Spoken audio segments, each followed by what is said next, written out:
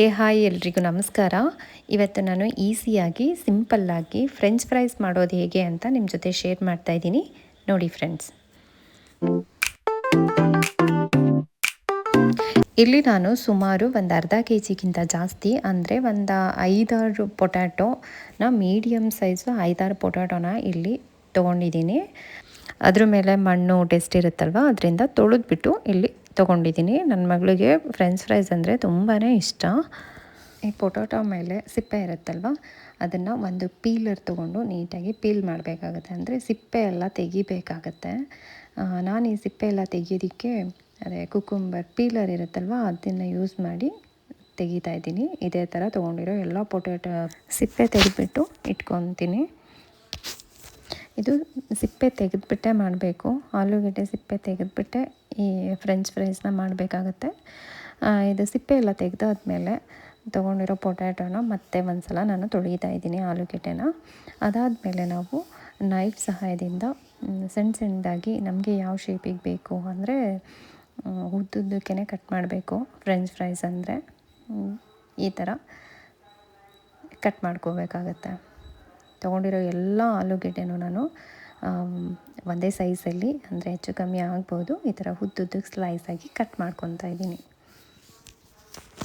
ತುಂಬ ಸಣ್ಣ ಕಟ್ ಮಾಡಿದ್ರೆ ಅಷ್ಟು ಚೆನ್ನಾಗಿರಲ್ಲ. ಫ್ರೈ ಮಾಡಿದಾಗ ಇನ್ನೂ ಬಾಯಿಗೆ ಸಿಗೋದೇ ಇಲ್ಲ. ಮೀಡಿಯಮ್ಮಾಗಿ ಕಟ್ ಮಾಡಿದ್ರೆ ಫ್ರೈ ಮಾಡಿದಾಗಲೂ ಸೇಮ್ ಅದೇ ರೀತಿ ಇರುತ್ತೆ. ಅದರಿಂದ ನೋಡಿಬಿಟ್ಟು ತುಂಬ ಸಣ್ಣಗೆ ಬೇಡ, ಮೀಡಿಯಮ್ ಸೈಜಲ್ಲಿ ಕಟ್ ಮಾಡಿಕೊಂಡ್ರೆ ಆಗುತ್ತೆ. ಈ ಥರ ನಾನು ತೋರಿಸ್ತಿದ್ದೀನಲ್ಲ ಆ ಸೈಜಲ್ಲಿ. ನೆಕ್ಸ್ಟು ನಾವು ಆಲೂಗೆಡ್ಡೆ ಕಟ್ ಮಾಡಾದಮೇಲೆ ಆಲೂಗೆಡ್ಡೆ ಒಳಗಡೆ ತೇವಾಂಶ ಇರುತ್ತೆ, ಅಂದರೆ ನೀರಿನ ಅಂಶ ಇರುತ್ತೆ. ಅದನ್ನು ನಾವು ಒಂದು ಕಾಟನ್ ಬಟ್ಟೆ ತೊಗೊಂಡು ಅದರಲ್ಲಿರೋ ವೆಟ್ಟನ್ನೆಲ್ಲ ಸ್ವಲ್ಪ ಪ್ರೆಸ್ ಮಾಡಿಬಿಟ್ಟು ತೆಗಿಬೇಕಾಗತ್ತೆ. ಹಂಗೆ ಹಾಕ್ಬಿಟ್ರೆ ಎಣ್ಣೆಗೆ ಹಾಕಿದ ತಕ್ಷಣ ಸ್ವಲ್ಪ ಸಿಡಿಯುತ್ತೆ. ಅದರಿಂದ ಇದನ್ನು ನಾವು ಮಾಡ್ಕೊಬೇಕು. ಹಾಗೆ ನೆಕ್ಸ್ಟು ಒಂದು ಪ್ಯಾನಲ್ಲಿ ಎಣ್ಣೆನ ಬಿಸಿಗೆ ಇಟ್ಕೊಂಡಿದ್ದೀನಿ. ಎಣ್ಣೆ ಬಿಸಿ ಆದಮೇಲೆ ನಾವು ಸ್ಲೈಸಾಗಿ ಕಟ್ ಮಾಡ್ಕೊಂಡಿದ್ದೀವಲ್ವ ಆಲೂಗೆಡ್ಡೆ, ಅದನ್ನು ಎಣ್ಣೆಗೆ ಹಾಕ್ಬಿಟ್ಟು ಚೆನ್ನಾಗಿ ಫ್ರೈ ಮಾಡಬೇಕು. ಈ ಆಲೂಗೆಡ್ಡೆ ಫ್ರೈ ಆಗೋದಕ್ಕೆ ಸ್ವಲ್ಪ ಟೈಮ್ ತೊಗೊಳುತ್ತೆ. ಅದರಿಂದ ನಾವು ಮೀಡಿಯಮ್ ಫ್ಲೇಮಲ್ಲಿ ಇಟ್ಬಿಟ್ಟು ನಿಧಾನವಾಗಿ ಫ್ರೈ ಮಾಡ್ಕೊಳ್ಳೋಣ. ಅಂದರೆ ಲೈಟಾಗಿ ಗೋಲ್ಡನ್ ಕಲರ್ ಬರುತ್ತಲ್ವ, ಆ ಥರ ಆದರೆ ಸಾಕು. ತುಂಬ ಜಾಸ್ತಿ ಫ್ರೈ ಮಾಡೋದ್ರಿಂದ ಫ್ರೈ ಮಾಡಿಬಿಟ್ರೆ ತಿನ್ನಬೇಕಾದ್ರೆ ಒಂಥರ ಸೀದೋಗಿರೋ ಥರ ಫೀಲ್ ಕೊಡುತ್ತೆ, ಅಷ್ಟು ಟೇಸ್ಟ್ ಚೆನ್ನಾಗಿರಲ್ಲ. ಅದರಿಂದ ಎರಡು ಸೈಡು ಕಲರ್ ಚೇಂಜ್ ಆಗೋ ತನಕ ಲೈಟಾಗಿ ಫ್ರೈ ಮಾಡ್ಕೊಳ್ಳೋಣ. ಈ ಥರ ಇನ್ನೂ ಇಷ್ಟು ಫ್ರೈ ಆದರೆ ಸಾಕು. ಎಜ್ಜಲ್ಲಿ ಸ್ವಲ್ಪ ಬ್ರೌನ್ ಆಗಿರಬೇಕು, ಜಾಸ್ತಿನೂ ಮಾಡಬೇಡಿ, ಹೋಗ್ಬಿಡುತ್ತೆ.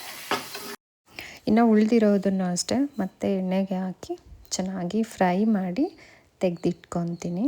ಸೇಮ್ ಇವಾಗ ಹೆಂಗೆ ಮಾಡಿದ್ವಿ ಅದೇ ಥರ ಕಲರ್ ಚೇಂಜ್ ಆದಮೇಲೆ ತೆಗೆದಿಟ್ಕೊಂಡ್ರೆ ಆಯಿತು. ನೋಡ್ತಾ ಇರ್ಬೋದು ಇವಾಗ ಫ್ರೆಂಚ್ ಫ್ರೈಸ್ ಎಣ್ಣೆಯಲ್ಲಿ ಕರೆದಿದ್ದು ಆಗಿದೆ.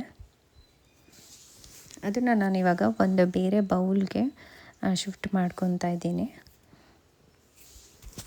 ಇವಾಗ ಇದಕ್ಕೆ ನಾವು ಸ್ವಲ್ಪ ಚಿಲ್ಲಿ ಪೌಡರು ಮತ್ತು ಸಾಲ್ಟು, ನಾವು ಎಷ್ಟು ಪೊಟ್ಯಾಟೊ ತೊಗೊಂಡಿದ್ದೀವಿ, ಯಾವ ಕ್ವಾಂಟಿಟಿನಲ್ಲಿ ತೊಗೊಂಡಿದ್ದೀವಿ ಅದನ್ನು ನೋಡಿಬಿಟ್ಟು ನಾವು ಖಾರ ತಿಂತೀವಿ ಅಂದರೆ ಸ್ವಲ್ಪ ಖಾರನ ಜಾಸ್ತಿ ಯೂಸ್ ಮಾಡ್ಬೋದು, ಇಲ್ಲಾಂದರೆ ಕಮ್ಮಿ ಯೂಸ್ ಮಾಡಿದ್ರೆ ಆಗುತ್ತೆ. ಮಕ್ಕಳು ಖಾರ ತಿನ್ನೋದಿಲ್ಲ.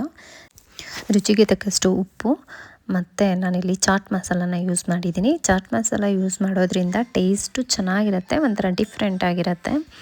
ಓಕೆ, ಇದಿಷ್ಟು ಹಾಕಿದ್ಮೇಲೆ ಚೆನ್ನಾಗಿ ಮಿಕ್ಸ್ ಮಾಡಬೇಕು. ಮಿಕ್ಸ್ ಮಾಡಿ ಒಂದು 10 ನಿಮಿಷ ಬಿಟ್ಟರೆ ನಮಗೆ ಪೊಟ್ಯಾಟೊ ಫ್ರೆಂಚ್ ಫ್ರೈಸ್ ರೆಡಿ. ನಾನು ಇದನ್ನು ಅವಾಗವಾಗ ಮಾಡ್ತಾ ಇರ್ತೀನಿ, ತುಂಬ ಚೆನ್ನಾಗಿರುತ್ತೆ ನನ್ನ ಮಗಳಿಗೋಸ್ಕರ. ಡೆಫಿನೆಟ್ಲಿ ನಿಮಗೂ ಇಷ್ಟ ಆಗುತ್ತೆ, ಒಂದ್ಸಲ ಟ್ರೈ ಮಾಡಿ ನೋಡಿ. ಐ ಹೋಪ್ ಈ ವಿಡಿಯೋಸ್ ನಿಮಗೆ ಇಷ್ಟ ಆಗಿದೆ ಅಂತ ಭಾವಿಸ್ತೀನಿ. ಇಷ್ಟ ಆದರೆ ಒಂದು ಲೈಕ್ ಮಾಡಿ, ಹಾಗೆ ಕಮೆಂಟ್ ಸೆಕ್ಷನಲ್ಲೂ ಕಮೆಂಟ್ ತಿಳಿಸಿ. ತುಂಬ ಈಸಿಯಾಗಿ ಸಿಂಪಲ್ಲಾಗಿ 10 ನಿಮಿಷದೊಳಗಡೆ ಮಾಡಿಬಿಡ್ಬೋದು. ಮಕ್ಕಳು ತುಂಬ ಇಷ್ಟಪಟ್ಟು ತಿಂತಾರೆ. ಈ ಫ್ರೆಂಚ್ ಫ್ರೈಸ್ನ ಟೊಮೆಟೊ ಸಾಸ್ ಇಲ್ಲ ಟೊಮೆಟೊ ಕೆಚಪ್ ಜೊತೆ ತಿಂದರೆ ತುಂಬ ಚೆನ್ನಾಗಿರುತ್ತೆ. ಓಕೆ, ಐ ಹೋಪ್ ಈ ವಿಡಿಯೋಸ್ ನಿಮಗೆ ಇಷ್ಟ ಆಗಿದೆ ಅಂತ ಭಾವಿಸ್ತಾ ಈ ವಿಡಿಯೋನ ನಾನು ಇಲ್ಲಿಗೆ ಎಂಡ್ ಮಾಡ್ತಾ ಇದ್ದೀನಿ. ನೆಕ್ಸ್ಟ್ ಇನ್ನೊಂದು ವಿಡಿಯೋ ಜೊತೆ ಸಿಗ್ತೀನಿ. ಅಲ್ಲಿ ತನಕ ಎಲ್ರಿಗೂ ಬಾಯ್, ಸಿ ಯು, ಟಾಟಾ.